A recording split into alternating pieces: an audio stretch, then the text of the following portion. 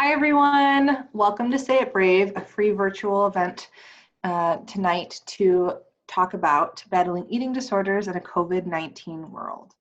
Our hope for tonight is that you walk away feeling like your challenges have been seen and heard, and that you get some tools to help support you during this challenging time. I want to acknowledge that Shannon Kopp, our fearless Say It Brave leader, is usually here with us on these videos. Unfortunately, she had a medical emergency pop up, so she's not able to be here with us tonight. We miss her and are sending her our very best thoughts, and we are going to carry on without her. If you are interested in getting her perspective, she is going to be taking questions throughout the webinar. So if you have any questions, feel free to put them in the question answer box. And I will answer the ones that I'm able to at the end, and then the ones that you're interested in getting Shannon's perspective on as someone who's lived with eating disorder and mental illness, feel free to just put, I want Shannon's perspective on it, and we'll pass those down to her and have her connect with you all at a later time. So thanks again for being here. We're going to give you guys the best that we can without having Shannon here, and we can get started tonight.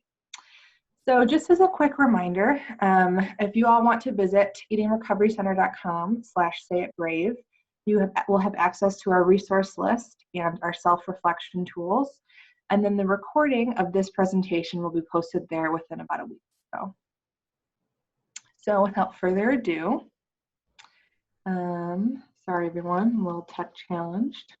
My name is Samantha. I am the Alumni Family Liaison for the Eating Recovery Center Chicago and Cincinnati programs.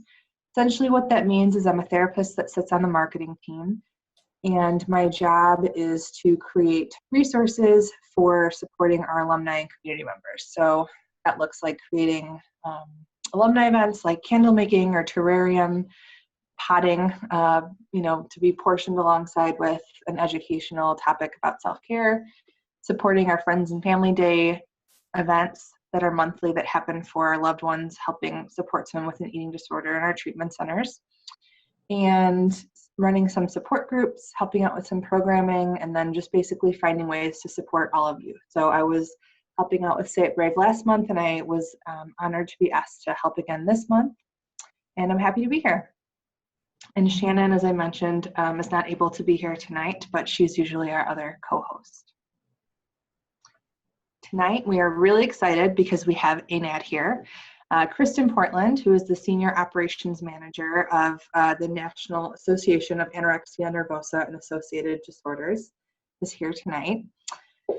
She has worked with ANAD for 2 years. Her role focuses on training volunteers and empowering them to provide peer support to the ANAD community. She's an avid reader, baker, and runner, and enjoys spending time with her husband, their 2 dogs, and cat. Hi, Kristen. How are you? I'm doing great. How are you? I'm doing really well. Thanks for being here tonight. Yeah, thanks so much for coming. I am really excited. Great. I was wondering if you would walk us through some of the really wonderful resources that ANAD has that are free to us all. Yeah, I would love to. So one of the core tenets of ANAD is that all of our services are provided completely free. We feel really strongly about that. So just keeping that in mind as we go through this list. All of these are available on our website, can be accessed at no charge to anyone. So ANAD is actually the oldest eating disorder organization in the US. It started in 1976 when a woman was really looking for a support group for her daughter who was fighting an eating disorder and wanted some peer connection, and they could not find one. So she began one in her living room. And from there, that became ANAD's first ever support service. And we still have support groups. That first one has grown to a series of 100-something groups around the country. And even now, while people can't meet in person, we have more than 20 different online groups that are operating. So people still have options to have that kind of community connection, even if their home or their treatment is interrupted or they can't find a support group meeting near them. Along with that, we have our helpline, which runs during business hours. We're hoping to expand that to 24/7 eventually, but for now, we will always return voicemails if someone leaves them. People can call to be referred to treatment. They can ask questions about eating disorders, about how they can talk to a family member if they're worried about a friend, we're there. We will talk to you. We have a whole guide series written by a lot of our incredible volunteers, board members on a really incredible range of topics. We have a binge eating self-help guide. We have a guide on eating disorders in pregnancy. Our most recent one is Support at Every Stage, which is a guide looking at the different stages of change and how someone can be supportive as their loved one is going through all of those stages of change, from recovery, denial, even how to be supportive during a relapse. We have a peer mentorship program as well, and that is one of our most popular services right now. We really believe that having someone to talk to who's kind of been there as well is a really, really valuable thing. So our mentorship program pairs someone who has beaten an eating disorder with someone still working on recovery. They're all volunteers. All of our mentors are volunteers. They come to us, fill out an application, share some of the coping mechanisms that they might share, go through our training, and then get matched up to be a supportive friend to someone. And as well as all of these, we have a lot of other resources and connections on our website. Specifically right now, we are making sure to find all of the online support options that we can, including options of telehealth providers who are still taking clients, because we know that a lot of people's treatment is interrupted, and we want to be able to help fill that in wherever we can. So that's kind of the rundown of what we offer, and it's all in this handy graphic here. That's awesome. You guys do provide so many great free resources. It's incredible. And that peer mentor program is so unique. When I talk with alumni and our family members and even our current patients, I feel like that's something they're often looking for, and it's great to be able to pass them along your way and have you guys support them in that way and provide that service. Yeah, it's a great extra piece of the team, as well as having professionals and friends and family.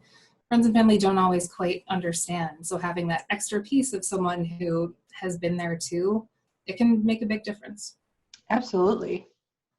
Great. Well, thanks again for being here. We appreciate it.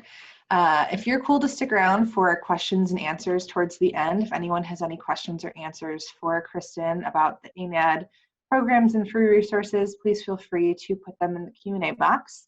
Awesome. And then friendly reminder everyone again that our free resources tool that has all of these beautiful ANAD resources on it for this month, and the self-reflection tool are great pieces of support for you all to get access to, and you can get access by our website, eatingrecoverycenter.com/sayitbrave. And then you can also get access to this and the other previous webinars to check out. So, sorry everyone, I have two screens and that's why I'm looking over here. Tech challenge. Okay, so again, as I mentioned, I'm so sorry Shannon is not here. For those of you that are just joining, she had a medical emergency and isn't able to be here tonight, but wanted the show to go on so you all can get support tonight. So originally this presentation was created to do in tandem with what she was going to be sharing. And so it might just, all of this information is still relevant and important for you all, I think, to receive. And at the same time, I recognize it might feel a little disjointed than it might have otherwise been. So I just wanted to acknowledge that before I got started. In starting with talking about COVID and navigating eating disorders, and a lot of the support groups and alumni and community members that I've been interacting with in my unique role with Eating Recovery Center, I think a lot of different challenges have come up in terms of what people are struggling with. Here we are in month 2 of COVID. We don't know when it's going to end, and things are starting to feel really hard, and it can feel really challenging on top of navigating our eating disorder recovery. So last month we discussed supporting ourselves and preparing to experience episodes of depression during COVID on the last Say It Brave. And we wanted to take this time this month to provide some validation and support to those of us that are struggling with eating disorders while also navigating all of the challenges and complexities related to COVID. For those of us with eating disorders, there can be a sneaky slip into this earned it mindset. So it can seem easier to allow the thought of, do I really need to eat breakfast or lunch today if I didn't leave my couch? Or do I deserve this cookie even though I didn't work out this morning? When we're emotionally dysregulated and out of our routine. It can suddenly feel very triggering to have our habits and structure completely upended and it is normal for us to slip into old eating disorder behaviors, especially when it's related to movement. After all, for a lot of us, eating disorder behaviors originally started as a way to help us feel better and to have a sense of power and control over our lives. We ultimately know this is a lie, and at the same time, in periods of high stress and chaos, like COVID, eating disorders can feel like an easy way to regain some sense of control and power. So it's important for us to just be mindful of that and to monitor our thoughts and our thinking to be careful that we're not buying into that lie. The fact of the matter is, we don't need to earn food to need it. Our bodies need a certain amount of nourishment to function well, regardless of how many calories we're expending day to day. When it comes to eating disorders, food is medicine. I'm sure you all have heard that a million times, but it's true, food is medicine. It is important more than ever that we take stock of our mindset and behaviors related to eating and food, and to have an idea of how we can support ourselves during this incredibly stressful time. The other challenge of the earned it mindset is that it's being reinforced on social media. It doesn't take you long on Instagram to see a meme that says something along the lines of, treat yourself to a donut or a whole box because you're in quarantine. Or an influencer talking about how they need to work out because they've gained the quarantine 15. Just as we don't need to move to earn food, we conversely don't deserve to have an ice cream only because we're stressed. All foods are good foods, and it's important that we're living our lives under the influence of recovery and not social media or stress. I'd encourage you all to challenge that earned it mindset and remind yourself that you and your body deserve nourishment without qualifiers. Everyone is responding differently based on temperament and unique circumstances and the situations that we're all in during COVID. It's important to check in with yourself and to see who is in charge, you or your eating disorder. I'd also say this is a really good point to check into. I'm plugging our self-reflection tool because I think it's a great way to help you all check into where you're at and where your mindset is at. So whether it's journaling daily or using our self-reflection tool, trying to find a way to encourage some connection between ourselves and our feelings and our thoughts is really healthy, especially in times of stress.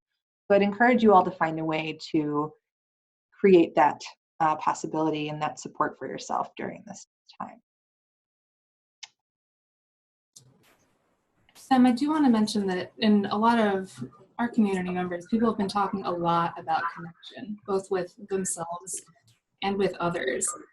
Everyone right now, it's really easy to be in your own head and feel alone with your problems, but we've been talking a lot about ways to connect with other people, share those feelings, and not just vent, come up with ways to reframe and find little positives in the situation. Mm-hmm. Yeah, that's awesome, Kristen. I think it's awesome you guys are encouraging that. And yeah, I mean, it starts with us connecting. If we don't know how we're feeling and where we're at, it's really hard to engage in our lives in a really healthy and meaningful way. Yeah, but like you were saying, it starts with checking in with yourself. Mm-hmm.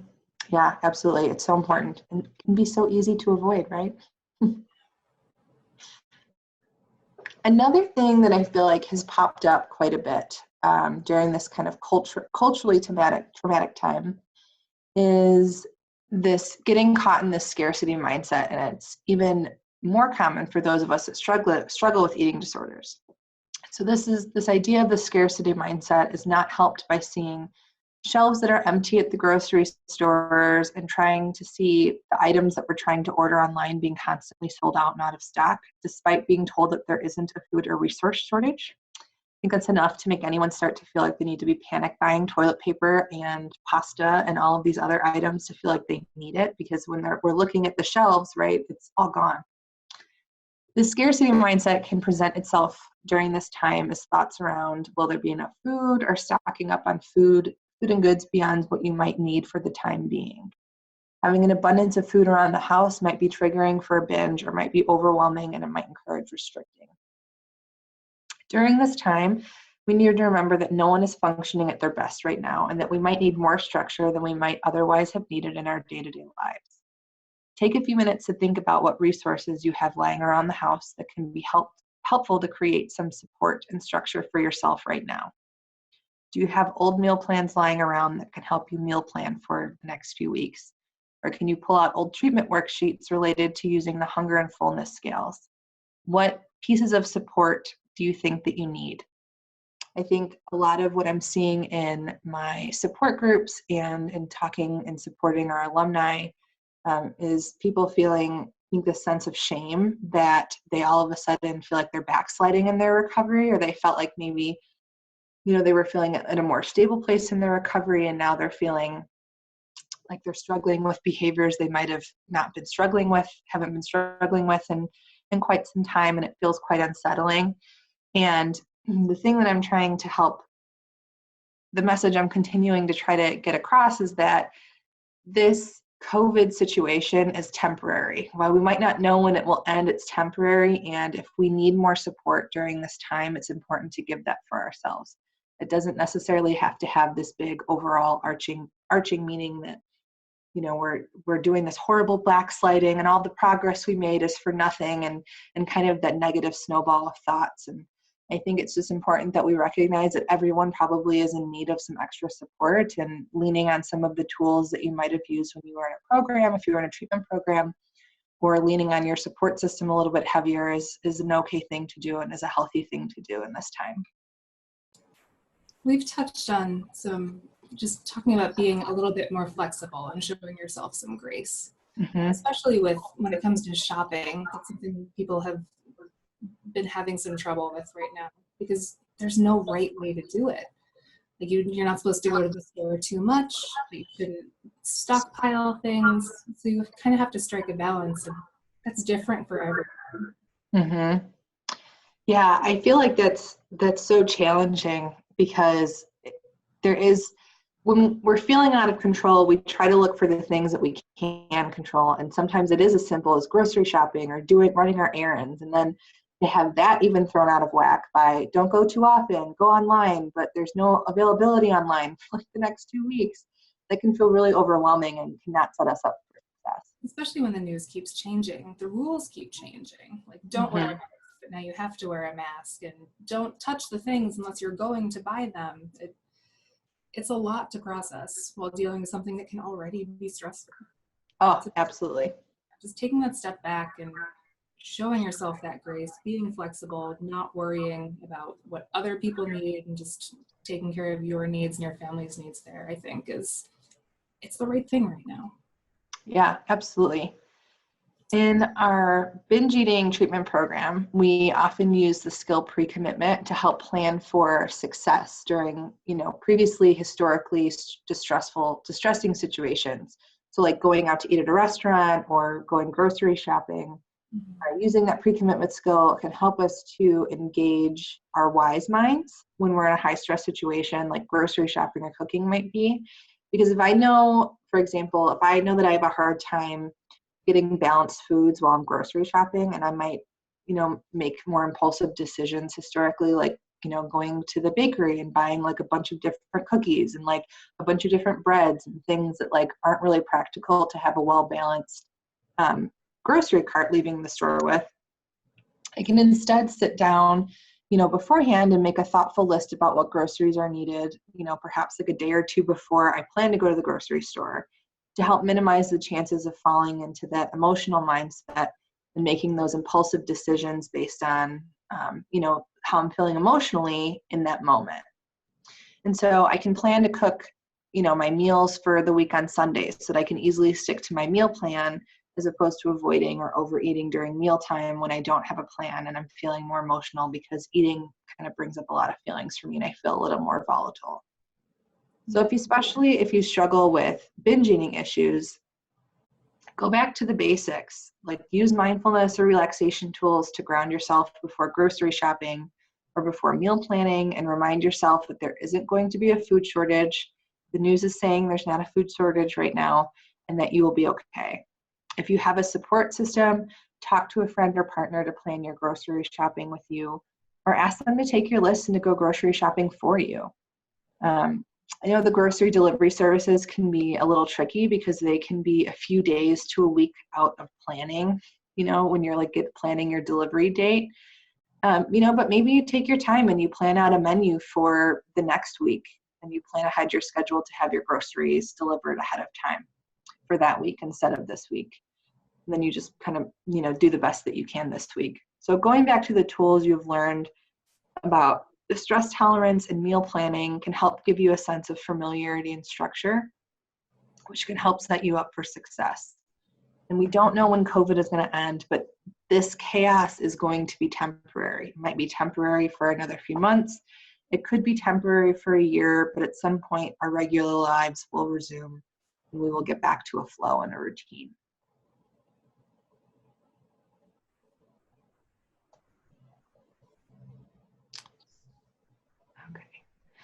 Okay. Another thing that I think is important to touch base on is that there's a lot of stress happening in the world right now because of COVID, right? We all navigate stress in our day-to-day lives, even when COVID wasn't a thing. And there's this thing called the Yerkes-Dodson law. And so based on it, it isn't healthy nor productive to function with too high or too low of stress levels. So the too high or too low, my mouse over here. The too high is over here in this, or no, too low is sleepiness and boredom, and then the too high is the stressed and tired, right? Am I reading that right? I'm horrible at graphs, you guys. This is really embarrassing. The two outliers, so the yellow part and the red part, are the two outlier part of the too low stress, too high stress. And this blue chunk in the middle is the optimal stress zone. This is where we want to be. And we have enough stress to help us be aware and motivated, not too much that we're stressed and tired, and not too little that we're sleepy and bored. And so in an ideal situation, we're encouraged to find that middle ground, again, where we find enough stress that helps us to engage in meaningful things and helps us function well, but not, kind of one or the other. And during this time of high stress that we're all in, this kind of collective trauma happening, people are existing in the extremes of that chart. So we're in the extremes of the system where they're either disengaged or overwhelmed. Both being on that both outlier, either end, don't result in much, if any, healthy action. We might be noticing that we're spending all day long on the couch doing nothing, or just browsing our phone aimlessly, or that we're working from home and working well past the expected number of work hours in a day. Both of these situations are not allowing us to meet our needs and to find balance at an optimal level. With high levels of stress that everyone in the world is experiencing right now, it can feel really hard to take positive action.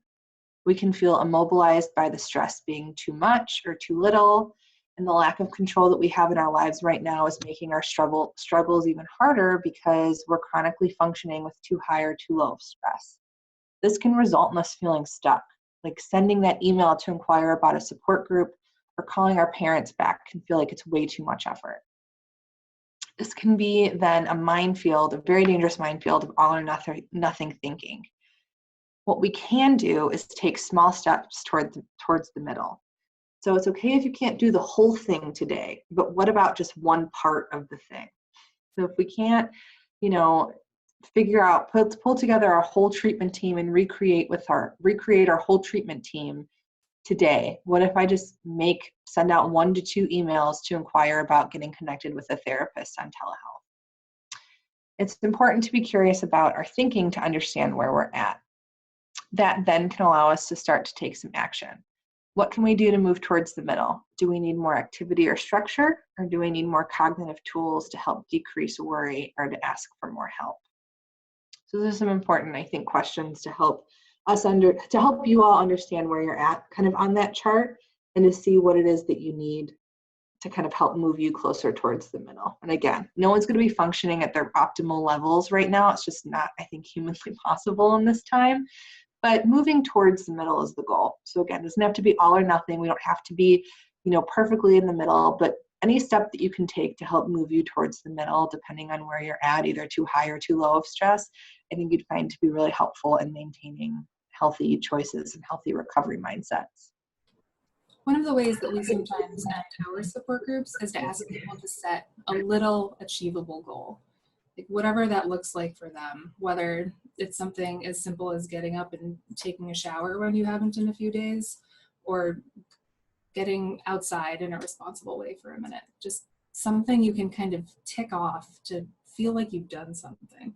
I don't know about you, but I am a list maker, and I find it very satisfying to cross things off the list as I have finished them. And even if it's little, I still get to cross it off. Sometimes I retroactively put things on my lists so that I can feel like it's crossing off, and that momentum can help me to do some of the other things on the list. You still did it. You still get to put it on there. And it's important. To your point, it's important to find those things that like help motivate us and help give us structure. For some of us it's list keeping, and for others it might just be like more nebulous, like I don't know, like thought maps, like a thought map, like a brain map that some people use to kind of organize their thoughts and their processes. And it's just cool that brains work in so many different ways. And I think it's important for people to take that time to figure out, like what are my goals, and how can I support myself in meeting those goals? Yeah. We've had several people start just a gratitude check-in every day. Just take a moment and find something that went well that they can be grateful for.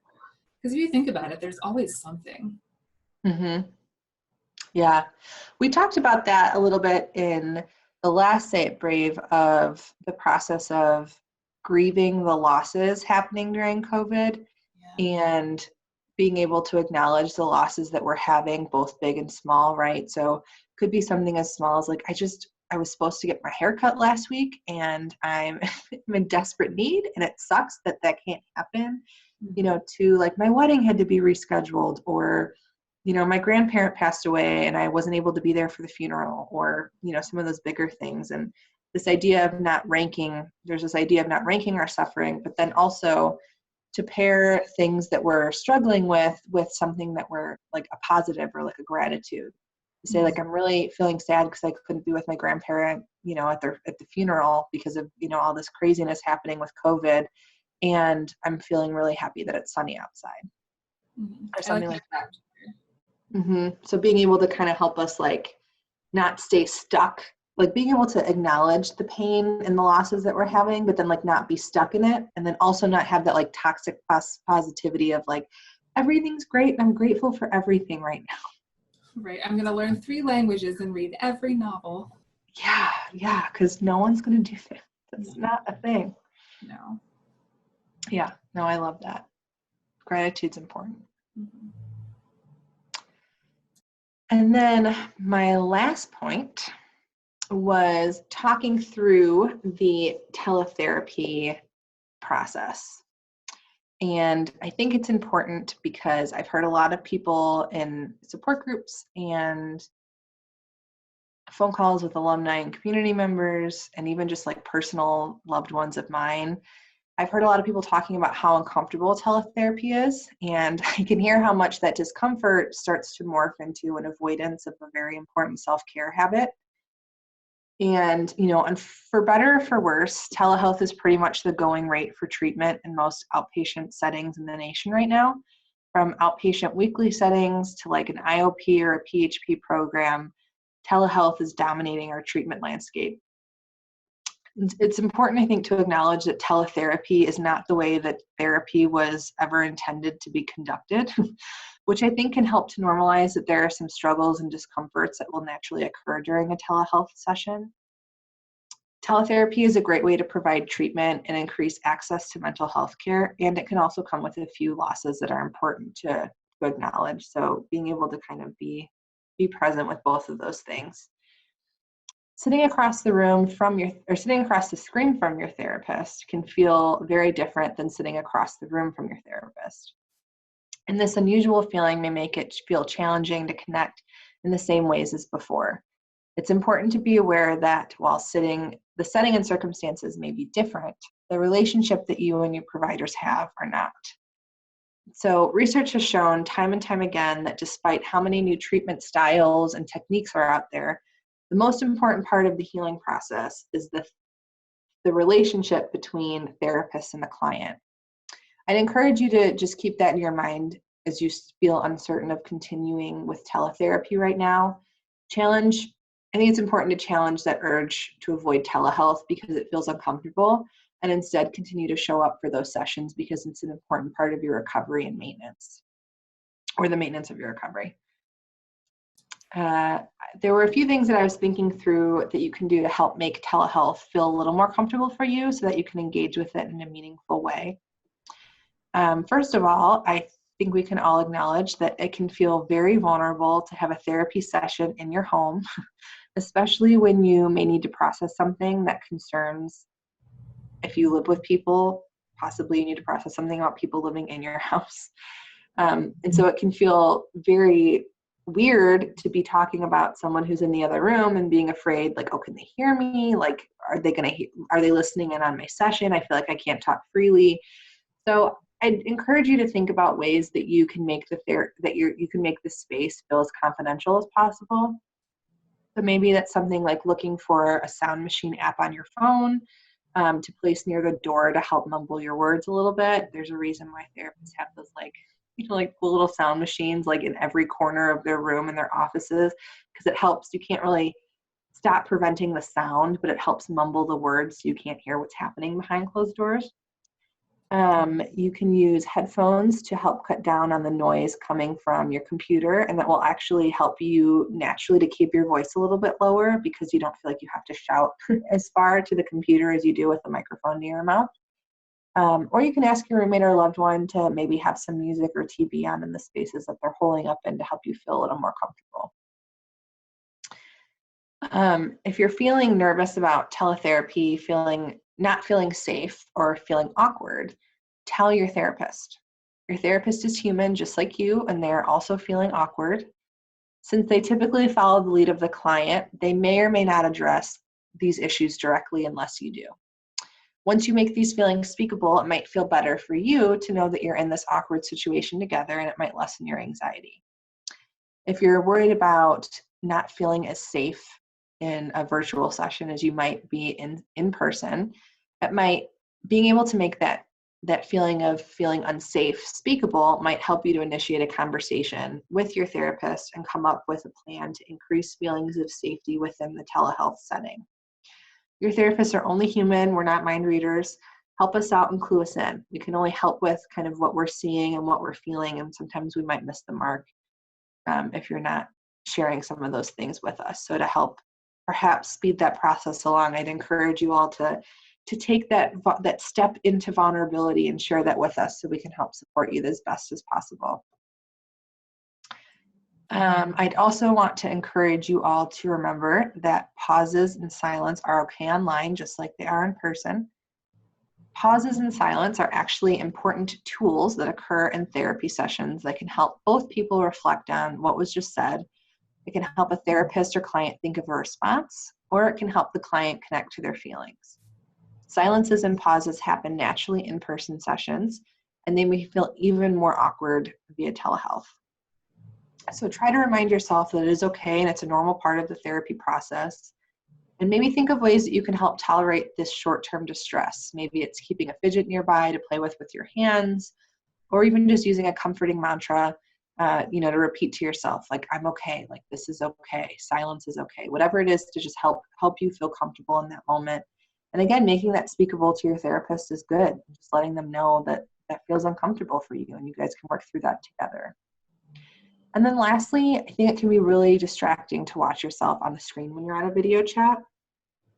It's just kind of a natural thing for our eyes as humans to gravitate towards. We're like looking at ourselves. I can see myself doing it right now. It's very annoying to me.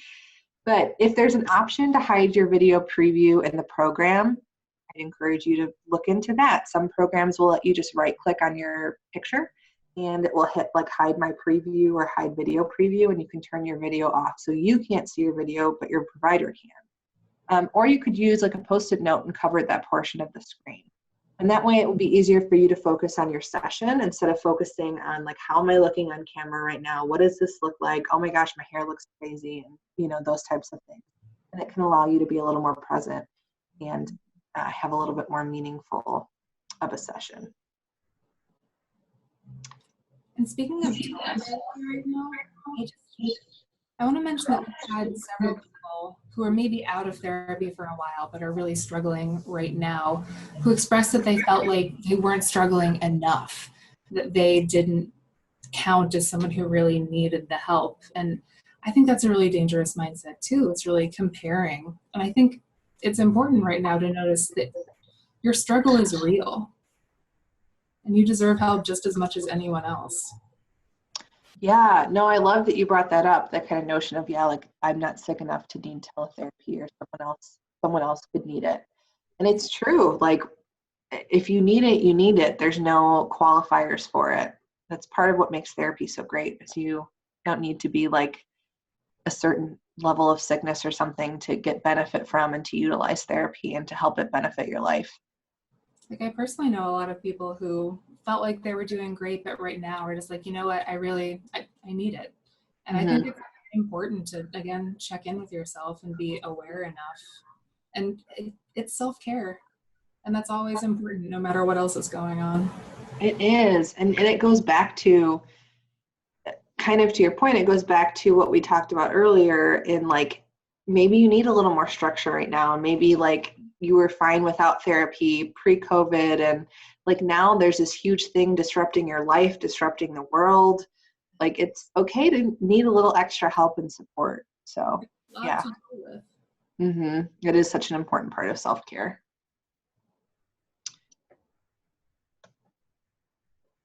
So in conclusion, everyone, even though it's different and new, don't give up on finding support. There are so many great resources that are happening virtually, and I totally get teletherapy, group virtual support groups, some of those things feeling less comforting and feeling less supportive than it might be in person, but that doesn't take away from the fact that they are supportive. They can be supportive. They can be great resources of support and comfort right now during this uncharted time, and especially during a time where you may be struggling more than you might have been struggling before all of this.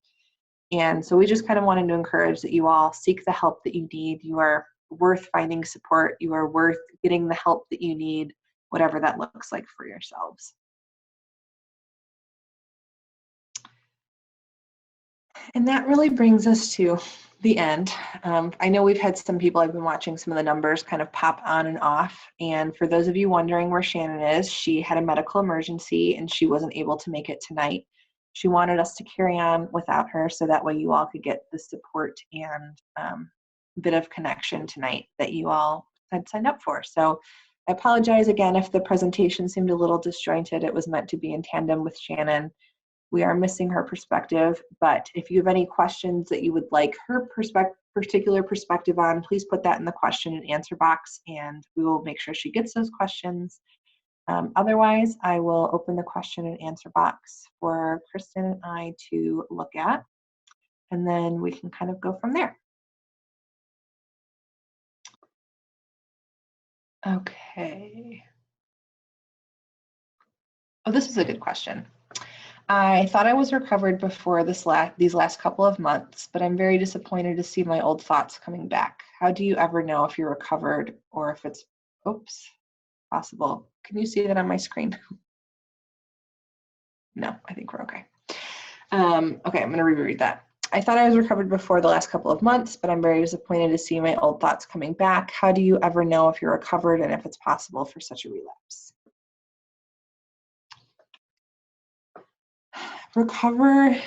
Recovery is possible, and it is very possible to have backsliding and to have some relapsing happening too.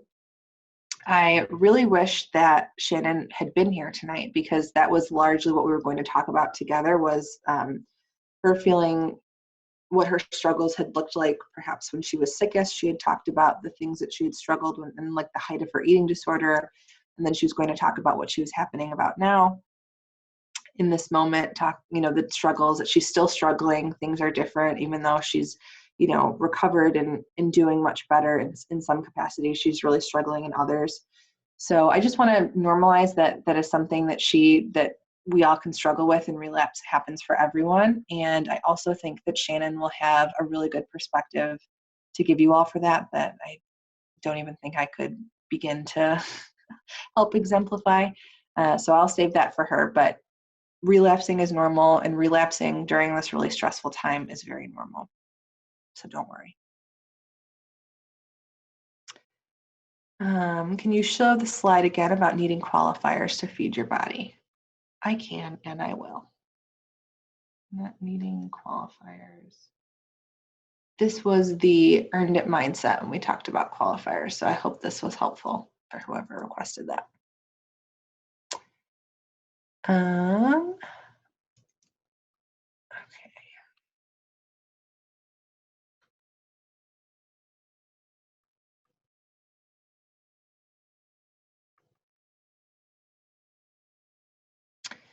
This one was a question about, I'm not in an area where there's IOP program for an eating disorder, and I'm a professional working a full-time job. Do you know of any resources for teletherapy IOP programs or like evening programs? I do see a therapist every other week, but I feel like I need more support at this time. I would say, first of all, props to you for acknowledging that you need more support. That is incredible. That deserves like a million like fist pumps, like pom-poms. Second of all, there are a bunch of teletherapy programs happening at this time. The only ones that I'm, for better or for worse, I'm familiar with are Eating Recovery Centers IOP programs. I know that we have quite a few that are nationwide. I believe there are some other treatment centers that are having some teletherapy IOP programs happening as well. If you wanted to email, like pop into the Eating Recovery Center's Facebook and like message us. I don't even know the best way to like have you guys contact us. I think the Facebook page, we can access that. And then if you're interested in Eating Recovery Center, otherwise, Kristen, it looks like you have ideas and resources. Connecting people with resources is one of the things that the ANID helpline is built for. So, yeah, duh. Yeah. If you need some help looking around, we can do that for you. You can either email hello@anid.org or call our helpline, which is in one of the other slides. And we're working really hard right now to connect with everyone we know of who's offering any sort of telehealth support. And there are some IOP programs that we know of. We have some listed on our website already. And even if we don't have one that works for you right away, we can do some research and see what we can come up with. We will do that sort of individual digging for you. So if you need help, let us know. That's awesome. Thank you so much for popping in, because hello, you just spent like that whole beginning of this talk talking about the resources you have in your home. So just how fitting. So yeah, and I can help hook you all up with any teletherapy programs that you all are looking for. That's incredible.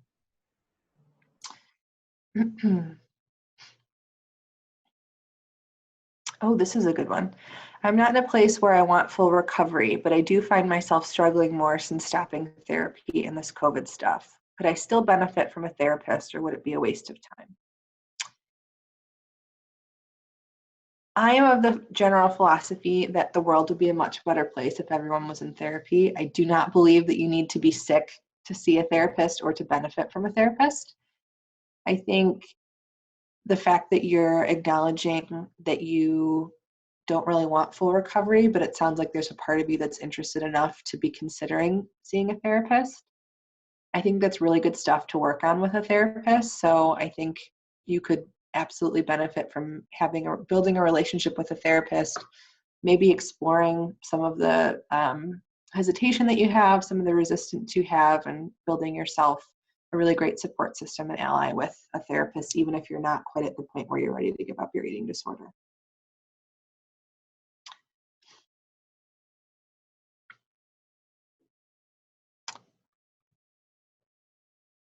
Oh, this was a quick one. What does Shannon do again? Shannon is our National Recovery Advocate for Eating Recovery Center. So what that means is she works with Eating Recovery Center as someone who shares her story as a lived experience, person in recovery from an eating disorder and from some mental health struggles. She helps do quite a few different things. She has created the Say It Brave community, and she facilitates. She's brought in some of these like influencers to help create the like weekly letters that are sent out to you all. And she puts a lot of time and effort into these webinars. She's helping us out with some different projects in the marketing department to help create accessible resources again for you all seeking help and support during this time. So she has a really very cool, creative, flexible job where she's able to have space to do wonderful things like Say It Brave that are helping so many people access help and support and to feel a little bit more connected despite maybe struggling with some eating disorders and mental health issues that can make them feel pretty isolated. So she's a very cherished member of our ERC team.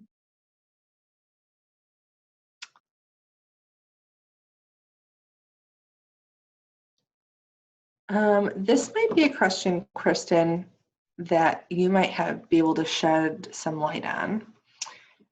Aside from COVID-19, I was wondering if you could share some of the gaps in services and funding for those with eating disorders.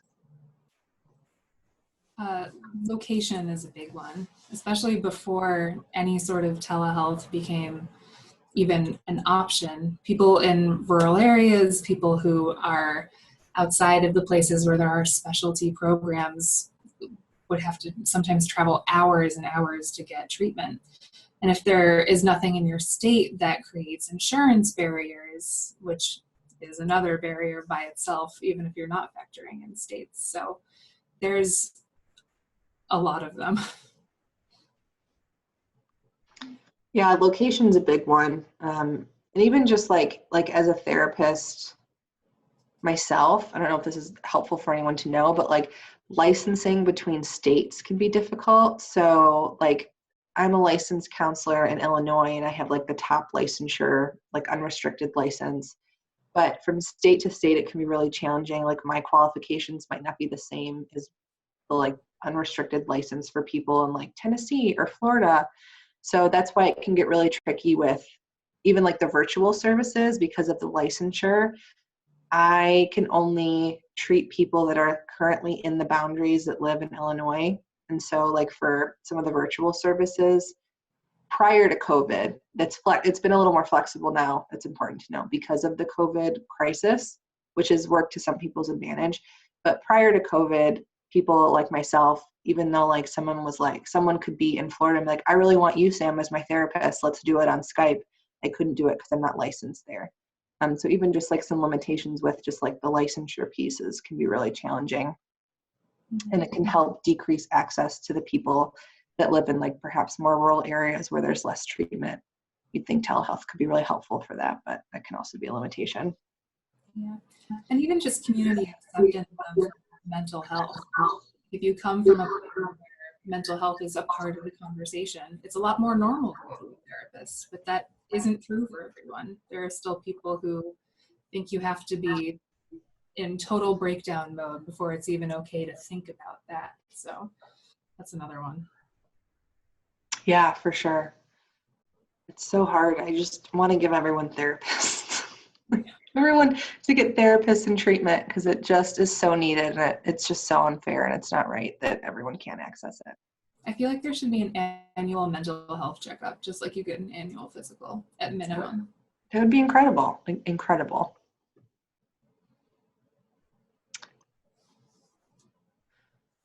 This is an interesting one. I was discharged from my program about a year ago, feeling weight restored for all the reasons you mentioned. I'm really slipping in this pandemic. I'm panicking and overwhelmed as a single mom, homeschooling my children, working from home, in recovery from substance abuse, managing all of our therapy appointments and everything else I have to do to maintain a home in a day. And I just want to cave into my anorexia, both because everything feels like it's out of control and also because it feels like the path of least resistance. Do you have any thoughts for those of us who feel like we don't even have time to attend to a relapse or prelapse? I would say you're probably in really good company. I think perhaps if there is any benefit to the COVID crisis is perhaps maybe exactly my anonymous person, what you just shared, being so crazy busy and being so like overwhelmed and overstimulated that some of those things, a relapse or a prelapse, might not necessarily be on the radar just yet. And that could be actually kind of a buffer or a protector for some folks like yourself. And I think my only bit of advice, I think this might be a good thing for Shannon to touch on at some point. My only little bit of insight or perspective might be to find ways that you can very quickly and very maybe like easily take care of yourself in your day, find ways to do it. So whether that's incorporating a little bit of a gratitude practice in with your day, or talking even just to yourself at the beginning of your day, at the end of the day, talking about maybe like, your high and your low just in your head, or writing that down in a journal. Sometimes journaling can feel really overwhelming, I think, for some people, because you have this blank page, you're sitting down, and I know for me, it can feel like, well, now I have to fill this whole page and really start with like, I woke up at this time, and then I get really too in the weeds and it overwhelms me and I stop it. I discovered this book that's called One Line a Day, and it's a journal. It's incredible. It's a journal that's 5 years worth of days, and it just has like 3 little lines for you to write on, and you just write on it every day.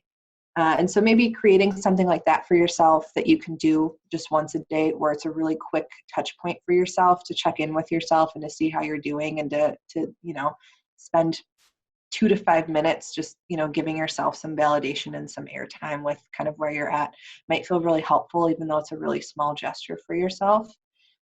And, and the other thing I would say is it's great that you're acknowledging that, you might be really on the precipice of struggling, and there's power in that. There's power in knowing that you're struggling. There's power in knowing that, that at the moment things are feeling manageable because everything is so crazy and overwhelming to you. And it feels like, your eating disorder might be taking a back seat, but it also sounds like you're aware that it might at some point come barreling through. And, maybe again, in those quiet moments, I'm sure you don't have many, but find a way to think of what you might want your next step to be if you find yourself struggling more.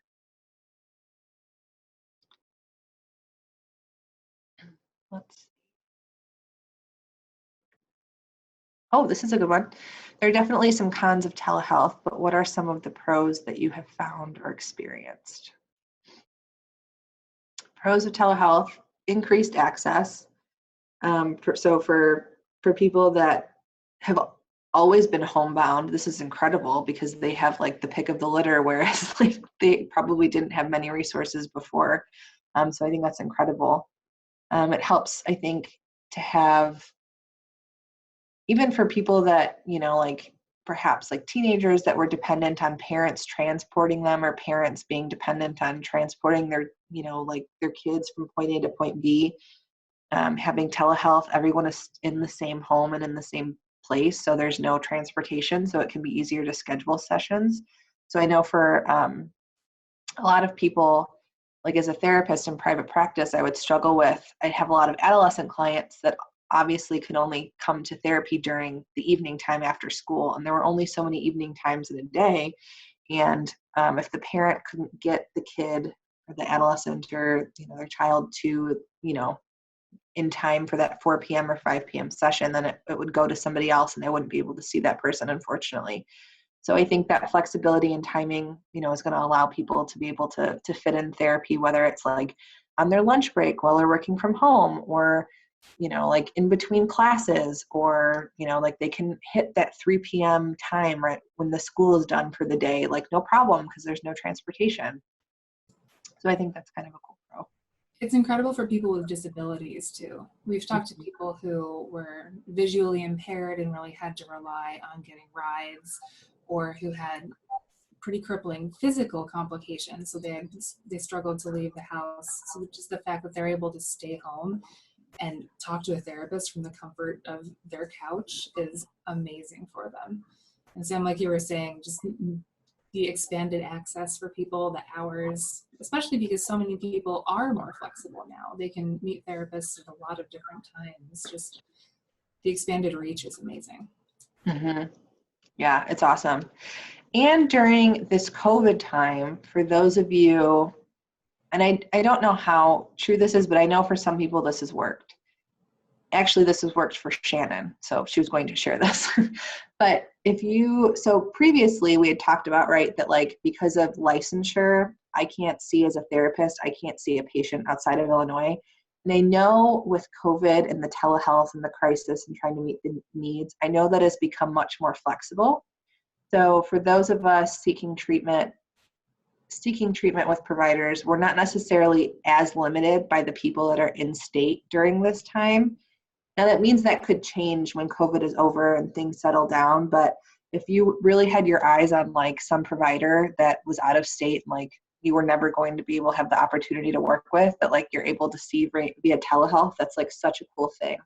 I know Shannon was sharing with me, and she was going to share with all of you, that she had connected with like her dream therapist. She lives on the West Coast. Her dream therapist is out here in the, I think in the Midwest. And she's like, I, can only see them, it's like out of pocket, and I can only see them a certain amount of times a month. But like, it's just the like connection we have is incredible. And like, I feel like I'm getting so much out of it, and it's just been really powerful. And I'm just trying to kind of enjoy that and take advantage of that while I can. So I think those are some cool pros to some of the telehealth, and some of the like taking advantage of some of the perhaps like craziness and, uncertainty of COVID, maybe using that to your advantage.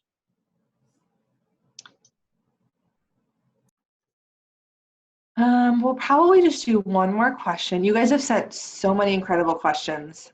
I'm loving this, and also want to find the right last question to end on.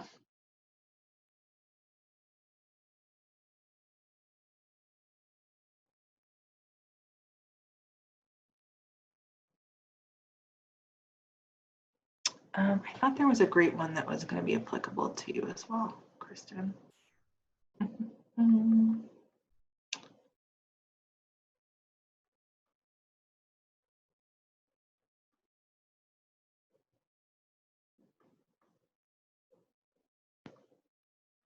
Oh my gosh, you guys have sent so many awesome questions, and they're so long, which is why there's such an awkward pause here. Feeling very vulnerable right now. We already talked about the power in pauses.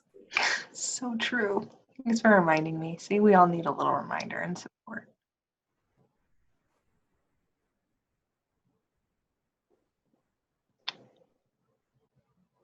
Oh, I can't find it, but this was the one I was thinking of. Someone had mentioned that they were looking to they just signed up for an online support group, and they were just about to get going, and they were wondering if we had any tips or suggestions for how to prepare for your first online support group. Yeah, I can definitely speak to this one. So if you are interested, we actually have, and it actually has an online training for support group leaders. It talks a little bit about group management, about ways to check in, ideas for activities if that's something that you're interested in. And we're really focused on a peer support model. So we assume that the person leading the group is not any kind of professional, but just someone who wants to reach out and give back. So if you are interested in that, check out our website, look for the support group section. You can sign up. It's a very easy process, and you can go through our tools there. But other than that, just finding a platform, making sure that your group knows where to go. When we do our groups, we tend to do a quick check-in with everyone individually, and then use those themes to kind of inform the rest of the group, and then make sure everyone has a chance to check in again before they leave. And there's a lot of flexibility in these kind of groups, and I don't think there's only one way to do it right, but it's just about making sure that it's a healthy conversation and it's a space where people can connect with each other.